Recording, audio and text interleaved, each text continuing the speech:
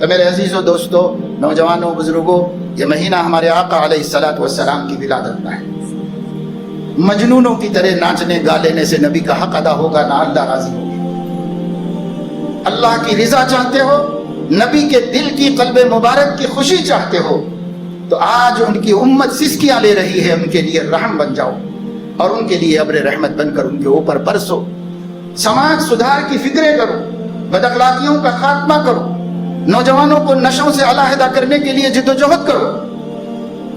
اڈوں پر، پان کے ڈبوں پر، ہوٹلوں میں ٹائم گزارنے کے بجائے خدا کے گھر میں سجدوں میں اور مناجاتوں میں ٹائم گزارنے والا بناؤ۔